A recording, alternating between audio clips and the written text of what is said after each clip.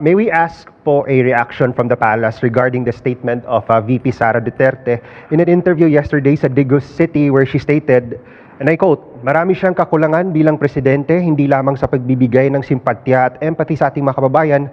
More than that ay yung problema at eskandalo sa paggamit ng pera ng bayan." Salamat. Okay.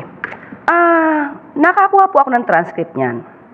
At napansin ko po na maaari na ganito ang nagiging sagot ng Vice Presidente dahil nafi-feed siya ng mga maling impormasyon.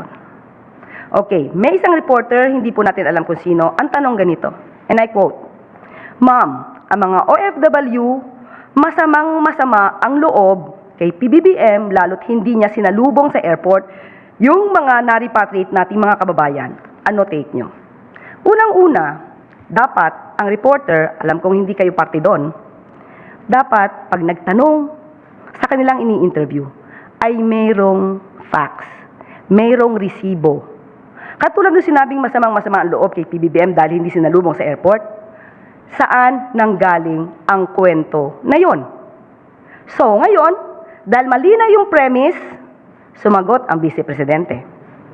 Ang sabi niya, nakikiisa tayo sa pinagdadaanan ng karamihan nating mga kababayan sa overseas. At yon, nabanggit mo nga, marami siyang kakulangan bilang presidente. Kaya tuloy nasasabi nating nagiging source of fake news ang Vice Presidente dahil pinagmumulan din ng fake news yung tanong ng ibang reporter. So sana maiwasan ng ibang mga reporter, I'm not pertaining to all of you because I know you're all professional here. Iwasan yung ganon, especially kung ang reporter na ito ay kaalyado niya or hindi. Mas maganda na maging neutral sa pagtatanong para makapagbigay naman ng matalinong sagot ang ating Vice Presidente. Now, patungkol sa maraming kakulangan ng Pangulong. Unang-una, mas maganda po sana na gamitin muna ang mata at tenga bago ang bibig. Dahil pag inuna natin ang bibig at hindi ginagamit ang mata, tenga at utak, magkakamali kayo ng sagot. Marami na po tayo nabanggit kung anong mga programa ng Pangulo. Kahapon lamang po ay nagbigay siya ng kanyang mensahe at na-enumerate na natin lahat kung ano sa ngayon ang mga naging trabaho at accomplishments ng pamahalaan para sa ating mga kababayan.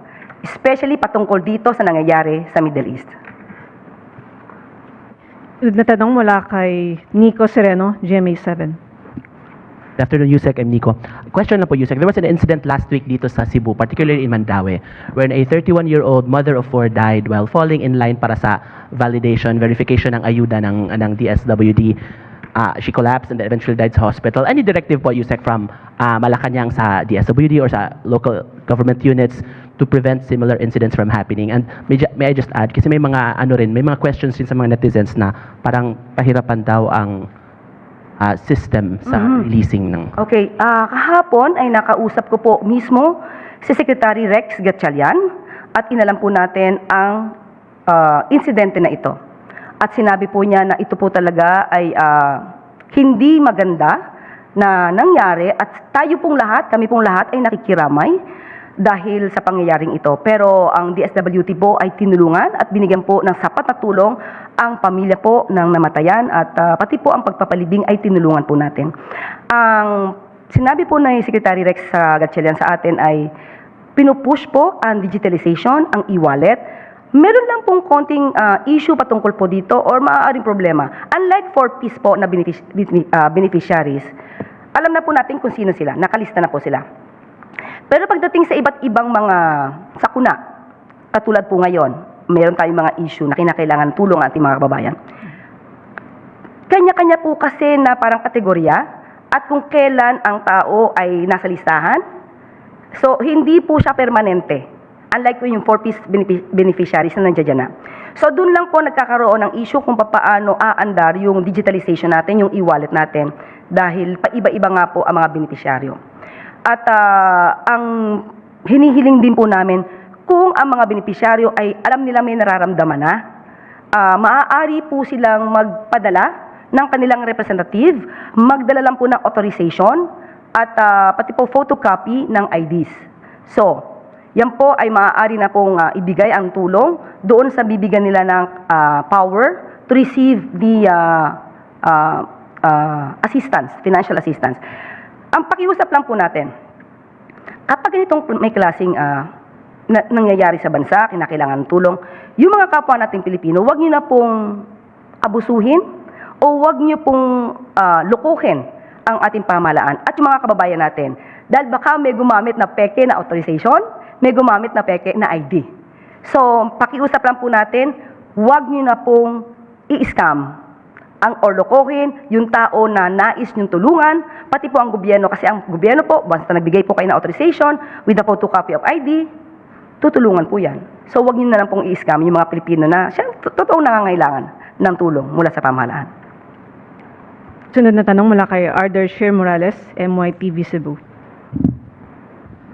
Good afternoon po. Many government responses to issues like rising food prices and waste management are seen as temporary solutions. What are long-term structural reforms are being pursued to prevent these problems from recurring? Yes, there is an issue regarding the waste management right here in Cebu. So I was able to discuss this with the DENR and I asked for the possible long-term solutions. So, basahin ko na lang po.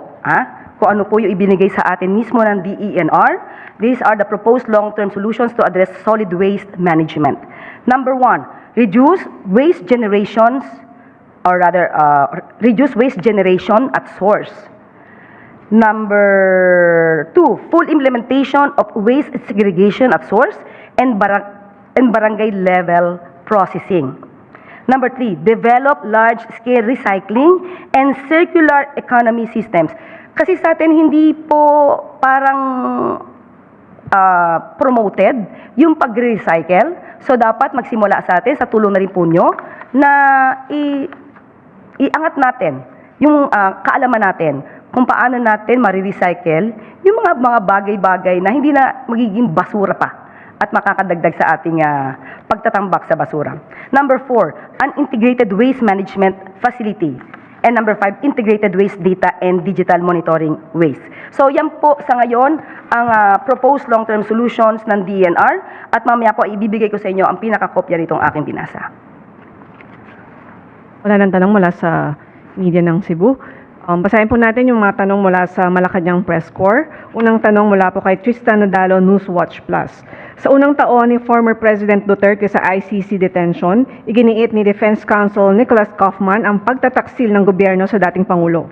In a statement, sabi niya, it is 1 year since the former president was betrayed by the incumbent government and denied the ability to defend his legacy under the law of the Philippines. Any reaction from the palace po?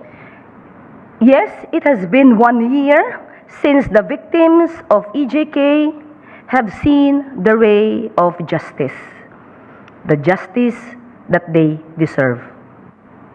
It is not the president who betrayed the Filipinos, but the perpetrators and co-perpetrators in the commission of the crimes against humanity who betrayed and continuously betray the Filipino people. Here, Kaufman goes again, politicking instead of defending his own client, pamumulitika. Is he preparing for the 2028 elections?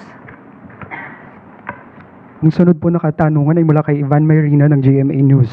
Ano po ang posisyon ng administration sa mga panawagang i-repeal ang oil deregulation law para magkaroon ng say ang gobyerno sa mga pagkakataong katulad nito na napakataas ng presyo ng produktong petrolyo? Nasa Kongreso na po yan. Kung ano po ang kanilang nasa saloobin, kung ano ang nakikita nilang magiging maganda para sa ating bansa, at kung ipapakita nila at mai-impluwensya nila sa pamamagitan ng kanilang pagbalangkas ng batas ang ating Pangulo, lahat po ng ikagaganda ng bansa, hindi naman po tututulan ng Pangulo. Sunod na tanong mula kay Mads Moratillo ng Net25. Meron po ba tayong natatanggap na report na may mga Pilipinong naaresto sa Middle East dahil sa pagpo-post sa social media ng misleading content about the ongoing tension sa Middle East? Ano po ang bilin ng Pangulo at ano po ang advice o paalala natin sa mga kababayan natin sa Middle East? Opo, kaninang umaga ay nakausap mismo natin si Secretary Hans Kakdak at tinanong po natin yan. At sila po ang sasagot, magkakaroon po sila ng briefing ngayong hapon. At kung ano man po ang bilin ng Pangulo, sa lahat ng pagkakataon, laging unahin ang kapakanan ng ating mga kababayan.